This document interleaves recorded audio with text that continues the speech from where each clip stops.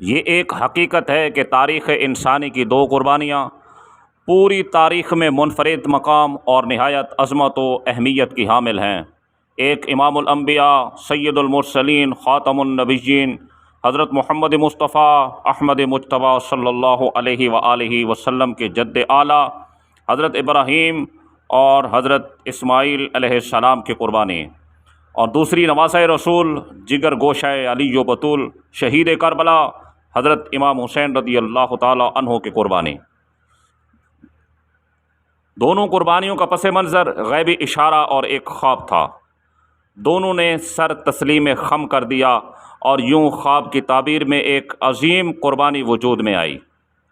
ابن کثیر کی روایت کے مطابق جب سیدنا حسین ابن علی رضی اللہ تعالی عنہ اپنے جان نثاروں کے ساتھ کربلا کی جانب روانہ ہوئے اور روکنے والوں نے آپ کو روکنا چاہا تو آپ نے تمام باتوں کے جواب میں ایک بات فرمائی۔ امام علی مقام نے فرمایا، میں نے اپنے نانا رسول اکرم صلی اللہ علیہ وآلہ وسلم کو خواب میں دیکھا ہے۔ آپ صلی اللہ علیہ وسلم نے تاکید کے ساتھ مجھے ایک دینی فریضہ انجام دینے کا حکم دیا ہے۔ اب بہرحال میں یہ فریضہ انجام دوں گا، خواہ مجھے دنیاوی نقصان ہو یا فائدہ۔ پوچھنے والوں نے پوچھا کہ وہ خواب کیا ہے؟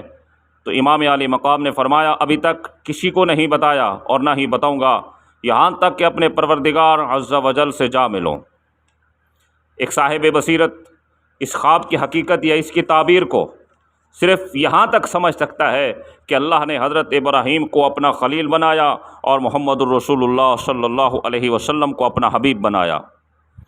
آسان الفاظ میں خلیل اور حبیب میں فرق یہ ہے کہ خلیل وہ ہے جو اللہ کو راضی کرے اور حبیب وہ ہے جسے اللہ رب العزت راضی کرے۔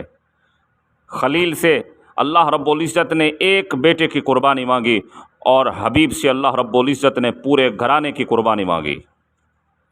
حضرت اسماعیل علیہ السلام خود قربانی کے لیے تیار ہوئے، جبکہ حضرت حسین رضی اللہ تعالیٰ عنہ خود بھی اور اپنے گھرانے کے 72 نفوس قدسیہ کو قربان کرنے کے لیے تیار ہو گئے۔ حضرت ابراہیم علیہ السلام کی خواب کی تعبیر 10 ذی الحج کو پوری ہوئی، اور سیدنا حسین ابن علی رضی اللہ تعالی عنہما کا خواب 10 محرم 61 ہجری کو تعبیر آشنا ہوا۔ دونوں خوابوں کی تعبیر قربانی تھی۔ 10 ذی الحج کو منا میں یہ خواب اپنے ظاہر میں رونما ہوا اور 10 محرم کو سرزمین کربلا پر اپنی باطنی حقیقت کے ساتھ جلوہ گر ہوا۔ نواسۂ رسول حضرت حسین رضی اللہ تعالی عنہ کی یہی وہ عظیم قربانی اور کعبۃ اللہ کی عظمت و حرمت کے لیے اپنا سب کچھ قربان کر دینے کا عظیم جذبہ اور داستان حرم ہے، جس کے متعلق شاعر مشرق علامہ اقبال رحمۃ اللہ علیہ نے کہا تھا کہ غریب و سادہ و رنگی ہے داستان حرم، نہایت اس کی حسین ابتدا ہے اسماعیل۔